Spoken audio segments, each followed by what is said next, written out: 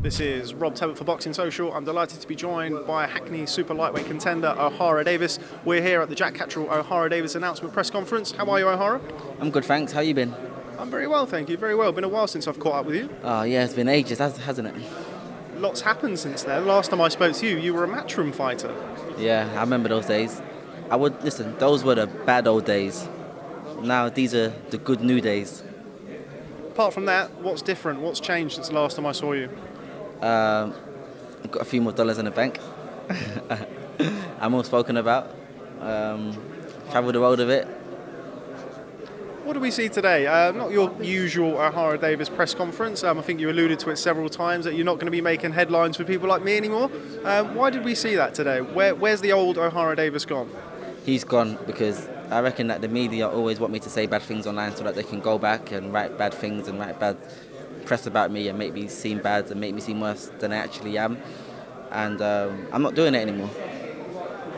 Talk to me a little bit about this fight, facing Jack Catterall, unbeaten super lightweight contender. I think a lot of people would agree in saying that neither of you really needed to take this fight. I think there's probably easier fights out there for both of you. How important was it for you to take this fight against somebody else who has got world title aspirations like you do? It wasn't important for me at all because boxing's not important to me anymore. Like I said in a different interview, boxing's not going to be my happiness, and I'm happy in life regardless of how my boxing career turns out.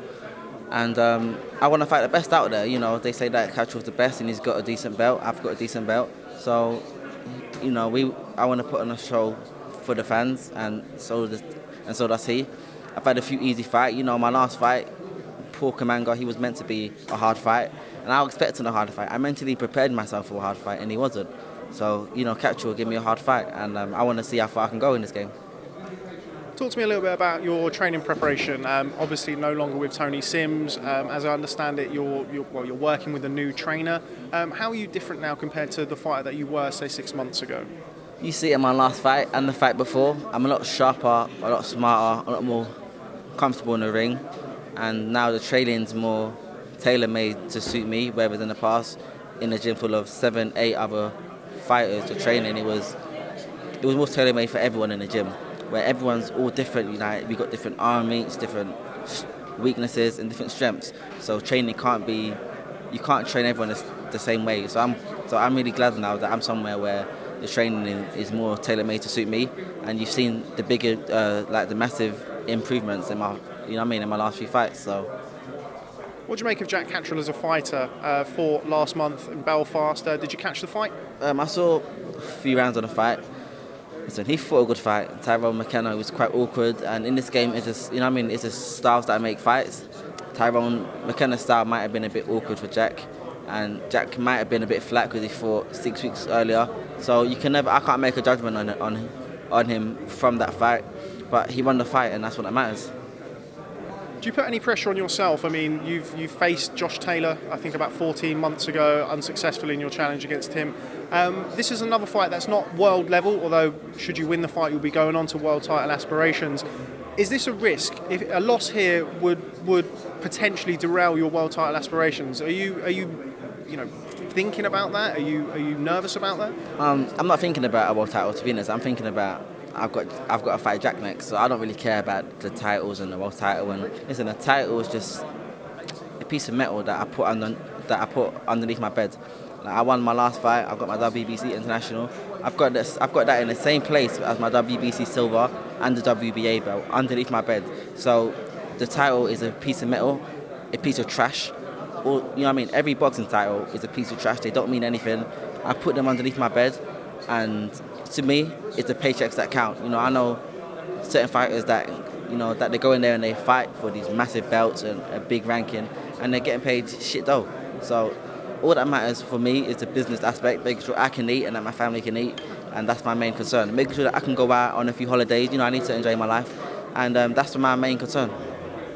Fight's taking place in Leicester. Neither of you are from Leicester. You fought away from home in your career, Josh Taylor in Scotland. You fought your comeback fight against Tom Farrell in Liverpool. Does destination mean anything to you, or is it just a case of a ring's a ring?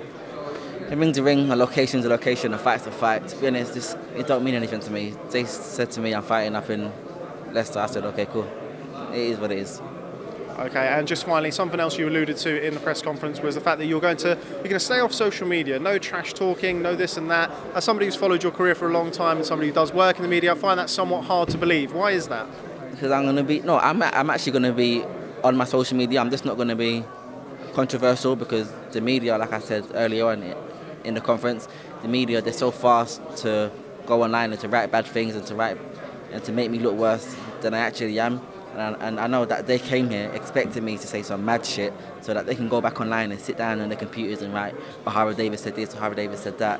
And, now I decided to be me and to be humble, regardless of whether that sells or not. And I guess I left them all disappointed. But like I said, I don't respect any of all these media people. It's all bullshit, because all they want to do is sell, is have their thing, views, sales, and they will do anything. They will make me seem bad. They will make anyone look bad, as long as they get views and their paper gets read and their thing gets watched. Listen, the media are the worst people in the world. All the paparazzi media, they're the worst people in the world. So there'll be no more arrogant OHARA Davies. Just me. Okay, well, a little bit offended, but we'll carry on. Just lastly, how does the fight go October the 6th when you face Jack Catterall in Leicester? Time will tell. OHARA Davies, thanks very much for speaking to Boxing Social. Look forward to catching up with you soon. Thank you. Cheers.